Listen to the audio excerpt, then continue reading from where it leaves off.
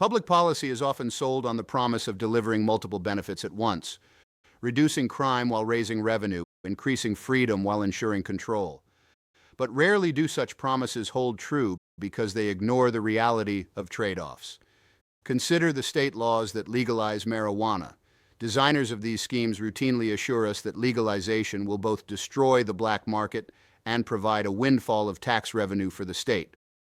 In fact, these are mutually exclusive goals. You can have one or the other, but not both.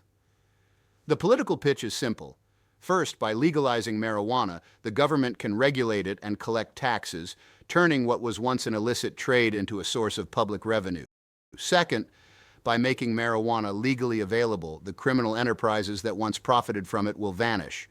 These claims appeal to both fiscal hawks and social reformers, uniting them in a coalition of convenience. But economic reality is not so accommodating. Black markets do not disappear because of a law on paper. They disappear when they can no longer compete on price, quality, or availability. In reality, governments are addicted to revenue, period. The incentive of politicians is to impose high taxes and regulatory burdens, which means more self-empowerment. The fact that such actions keep black markets alive and profitable is of little concern. A consumer chooses between legal marijuana and black market marijuana based on cost, quality, and convenience. If the legal product is significantly more expensive due to taxes or less convenient due to regulatory restrictions, the black market retains the bulk of its customers. Destroying the black market requires taxes to be low and regulations minimal, making legal marijuana at least as cheap and accessible as its illicit counterpart. But while such a policy would serve the community, it does not serve the purpose of the political power brokers who promote legalization.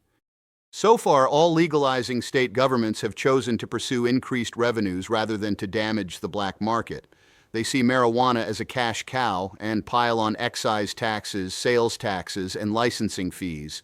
In states like California, total taxes can drive the retail price of legal marijuana far above its black market equivalent. As a result, the illegal trade not only survives but thrives.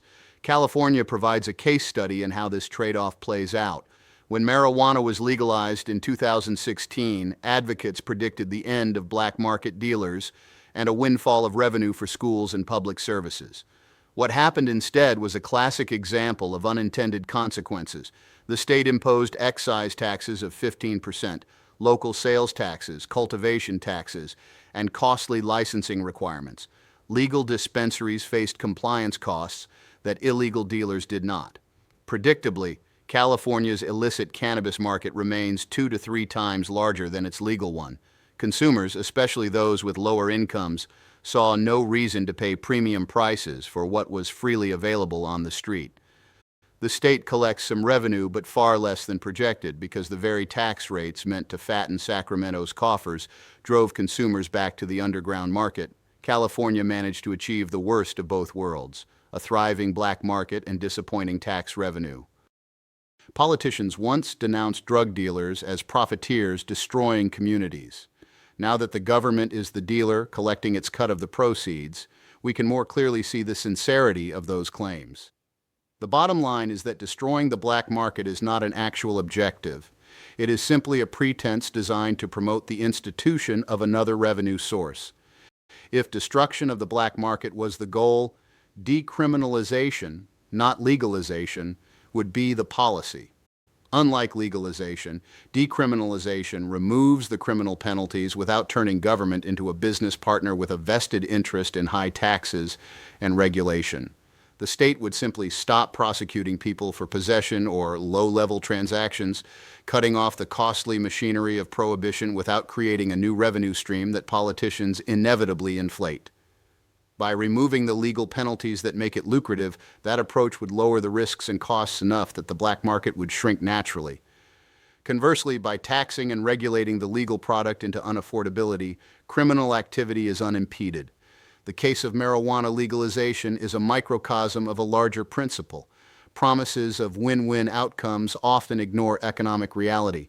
The idea that we can both destroy the black market and reap vast revenues from legalization is one such promise.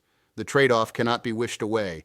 If policymakers wanted to eliminate the black market and defund criminal activity, they would decriminalize marijuana, treating it like any other commodity.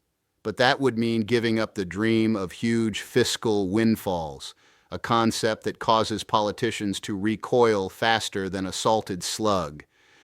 The legalization of marijuana was supposed to be a triumph of reason over prohibition. It was marketed as a means to increase individual liberty and diminish the funding mechanism for criminal activity. Instead, it has become a cautionary tale about political promises and economic realities. Can you say why America is the greatest country in the world? Freedom and freedom. So let's keep it that way. Well, I think it's time we ask ourselves if we still know the freedoms that were intended for us by the Founding Fathers. Everything in the Bill of Rights tells the government what it can't do to restrict my freedom. Make government more the servant and not the master of us all. In this free nation, we do not choose to be ruled. We elect to be governed. Do not support your own oppressors. Stop letting the system exploit you. I think that the real job that we have that confronts us is to somehow be able to sell our fellow Americans on the moral superiority of personal liberty. I would remind you that extremism in the defense of liberty is no vice.